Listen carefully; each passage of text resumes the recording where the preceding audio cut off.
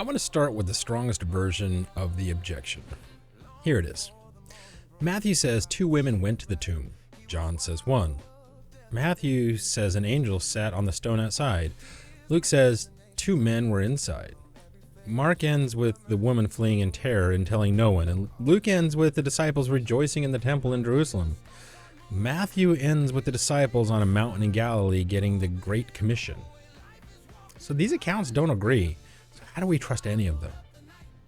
I want to take that question completely seriously today because I think when you actually engage it, when you understand what the different accounts of the same eyewitnesses events are supposed to look like, you discover that the differences in the resurrection accounts are not the problem.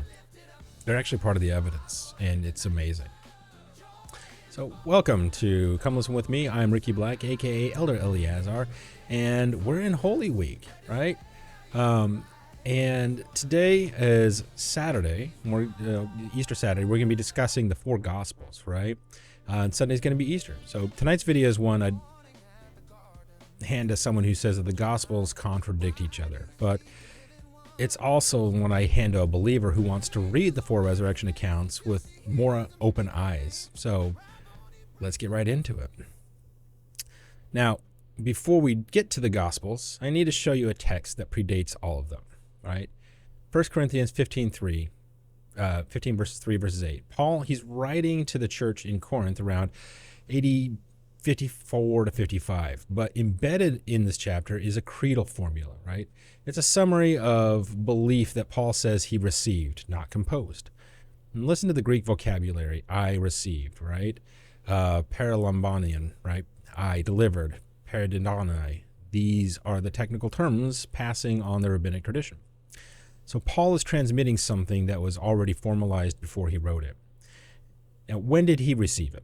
See, most scholars date the creed to, 32 to 38 AD, right? Gary Habermas, who has spent decades on this question, he argues that Paul most likely received this formula from Peter and James during his Jerusalem visits in Galatians 1:18. See, Paul uses the word historio to describe that visit. And the Greek root of that word, history, is carrying the sense of investigation. See, Paul was not making a social call. He was gathering testimony. And that means the creed in 1 Corinthians 15, it reflects the testimony of eyewitnesses, Peter, James, and the 12, right? Within the 5 years of the crucifixion. The German historian Hans von Kamperhausen, he called it a text that meets all the demands of historical reliability that could possibly be made. Jewish scholar Pinchas Lapide, he called it a statement of eyewitnesses. And the creed lists Christ died and was buried, rose on the 3rd day, appeared to Peter, and then to the 12, and then to over 500 at once, most of whom are still alive. And Paul says, implying, go ask them if you want, and then to James, then to Paul himself. So why does this matter? Because the Gospels, they're not inventing these claims, right? They're narrating these events behind a claim that was already widespread, formalized its circulation before any of them were written. The resurrection proclamation is not a late development. It is the foundation of every piece of Christian writing that we have. Now, let's go to the 4 accounts themselves, right? And I want you to hold your mind to the frame that I'm going to give you. These are not 4 attempts at the same newspaper report. They are 4 theologically engaged portraits of the same historical event. So each written for a different audience with different concerns. That's something you really want to keep in mind. See, Matthew's audience is Jewish Christians. His whole gospel is structured around the fulfillment of Old Testament prophecy. And his resurrection account, it reflects that. He includes the guards at the tomb and the earthquake, both of which have apologetic significance for the Jewish audience that would be familiar with accusations that the disciples stole the body. An angel rolls the stone back not to let Jesus out, but to show the soldiers that the tomb is already empty. Jesus is already gone. Matthew's resurrection account, it ends with the Great Commission on the mountain in Galilee. All power is given unto me in heaven and in earth. Go ye therefore and teach all nations. This is royal language. Matthew's risen Christ is the messianic king enthroned and sending his ambassadors to the world. The resurrection of Matthew is an enthronement. Now Mark. Mark is the shortest earliest and most urgent gospel. It was written for a Roman Gentile audience and widely understood to be Peter's eyewitness account preserved through Mark. And it moves at a relentless pace, right? The word immediately appears over 40 times. And then, bam, it ends.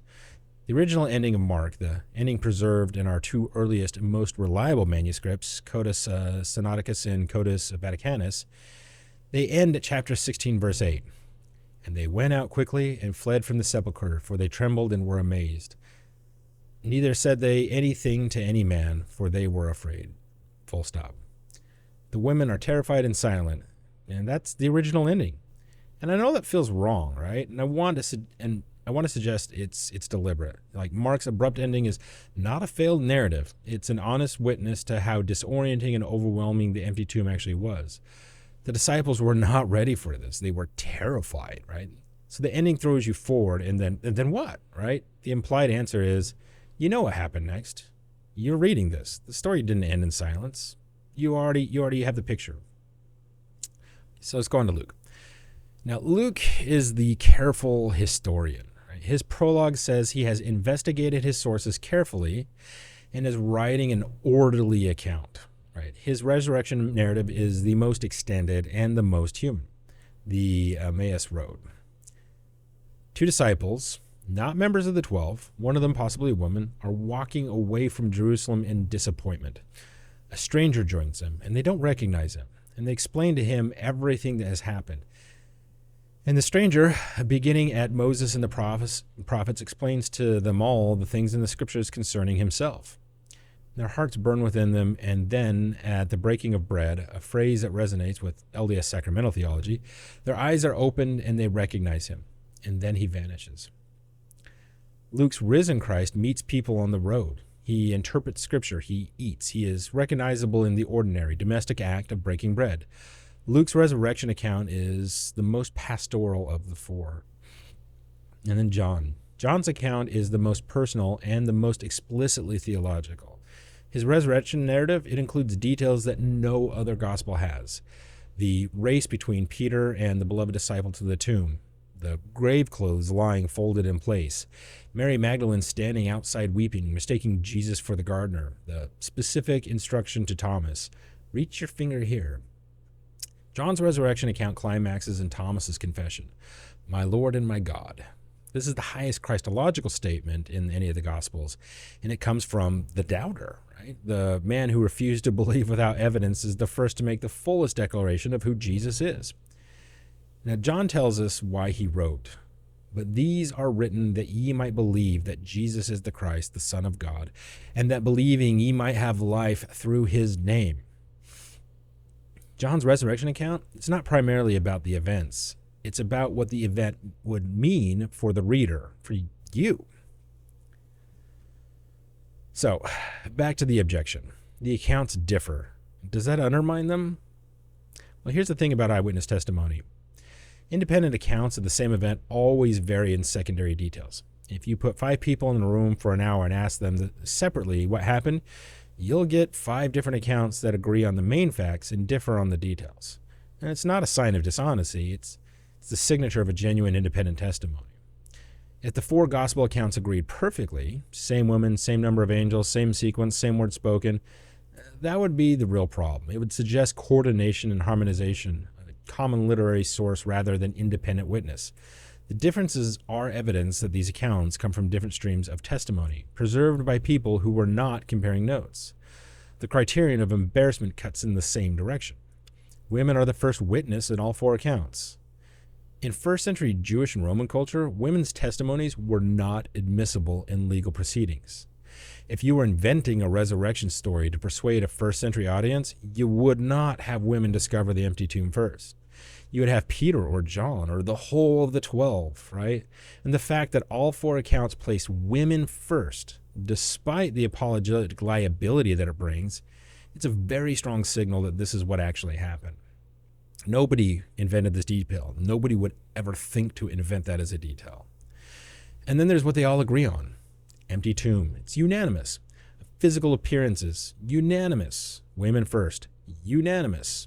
See, transformation of the disciples from the frightened, scattered, disoriented people into courageous witnesses willing to die for their testimony, it's unanimous. And it's corroborated by every non-Christian historical source that mentions the early church.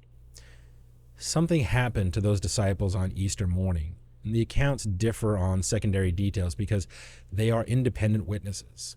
And they agree on the primary facts because those facts are true. So I want to close by returning to the four Gospels themselves and asking, which one do you need this Easter?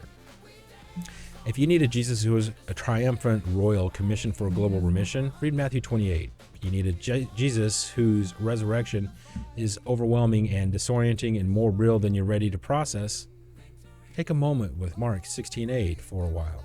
And if you need a Jesus who meets you on the road when you're walking in the wrong direction and opens the scriptures to you and breaks bread with you, Luke 24 is for you. If you need a Jesus who says, reach your finger here and feel my hands, touch my wounds, and stop doubting and just believe, that's going to be John 20.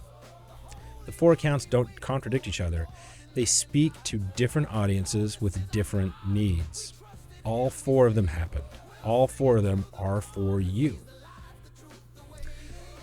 So, this has been a very intense and personal week. And we've come through so much of everything leading up to the culmination of why we're here in Holy Week. Because tomorrow, it's going to be the empty tomb and Easter. Now, if you want the full article on this topic, it's in the description. And it comes with a comparison table, each gospel's distinctive portrait, and a discussion questions. Things that can really take you deeper into this topic and help you with your own personal study or study with your family or your own Bible study group or in your Sunday school class. Anyway, that's all I got for today. And as always, I truly appreciate you all, and thank you for choosing to spend some of your precious time to come listen with me.